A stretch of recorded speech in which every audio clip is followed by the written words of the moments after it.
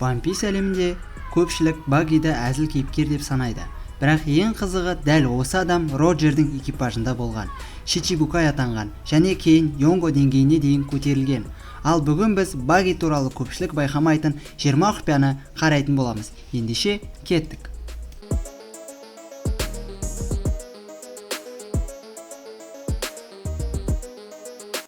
Бірінші, Баги Роджердің шәкірті болған. Көп адам ұмытып кетеді, бірақ Баги қарапайым қарақшы емес.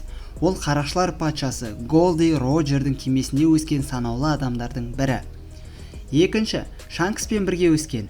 Қазіргі таңда олар әртүрлі жолмен кеткенімен, бала кезінде Шанкс пен Баги ең жақын достардың бірі болған. Үшінші, Баги Лафтайлға жетпеген.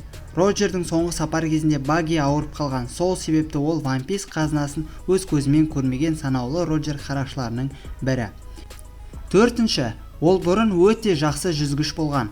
Шанкс айтқандай Баги теңізде жақсы жүзген, бірақ бара-бара жемісін жегеннен кейін ол қабілетін бір жолата жоғалтты. Бесінші, оның жол болғыштығы аңызға айналған. Баги бірнеше рет өлімнен аман қалды. Тіпті Маринфорд соғысында да көп адам оны аңыз қарақшы деп ойлап қалды. Алтыншы, Impel Down оның өмірін өзгертті. Қашқын тұтқындар Багидің қорқақтығын батылдық деп қабылдады. Сол себепті жүздеген қауіпті қылмыскерлер оның соңынан еріп, оны өздеріне пір тұтты. Жетінші, Баги Шичибукай болған. Луффиден жеңілген алғашқы қарсыластардың бірі, кейін әлем үкіметі мойындаған Шичибукай атанды. Сегізінші, оның өз әскері болған. Баги тек қарақшы капитаны ғана емес, ол Баги's Delivery атты жалдамалы әскер ұйымын құрған. Тоғызыншы, мұрнына тиіссең болды, ол One Piece'тегі ең үлкен әлсіздіктердің бірі, оның қызыл мұрны. Кімде-кім оны мазақтаса, Баги бірден ашуланады. Оныншы, Баги дьявол жемісін кездейсоқ жеп қойған. Ол жемісті сатпақ болған, бірақ Шанкспен болған оқиғадан кейін ол оны байқамай жұтып қойып, өзінің қазіргі формасына айналған. Қылыш оған әсер етпейді. Бара-бара Номи жемісінің арқасында оны кесіп тастау мүмкін емес. Тіпті әлемдегі ең күшті қылышкерлердің шабуылы да оған толық әсер етпейді. 12-ші, Михоук та оны кесіп жеңе алмады. Маринфордта Михоук Багиге шабуыл жасағанда оның денесі жай ғана бөлшектеніп кеткен болатын.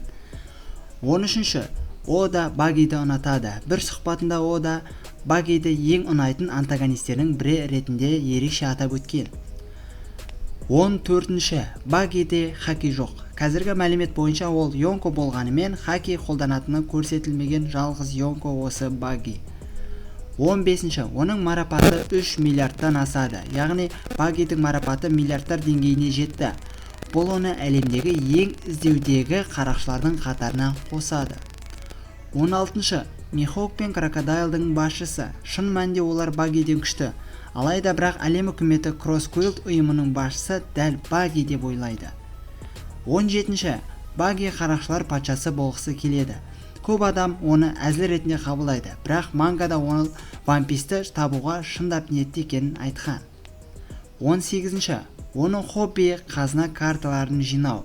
Баги ақша мен қазынаны ерекше жақсы көреді. Сол үшін ол өмір бойы түрлі карталарды жинап келеді. 19-ші, Багидің жануар бейнесі панда. О да CBC және ресми карточкаларда әр кейіпкерлердің жануарлық ұқсастығын көрсеткен. Багиге панда сәйкес келеді. Және соңғысы ең үлкен құпия, Баги жай ғана мем кейіпкер емес. Әлде о да оны соңында бәріміз күтпеген деңгейге көтереді ме? Себебі бүгінгі күні Баги Роджердің шәкірті, Шичибукай, Йонко, Кросскуилд басшысы. Ал оның оқиғасы әлі аяқталған жоқ. Сен қалай ойлайсың? Баги шынымен жол болғыш адам ба? Әлде о да оны болашақта One Piece тарихындағы ең үлкен тосын сыйға айналдыра ма?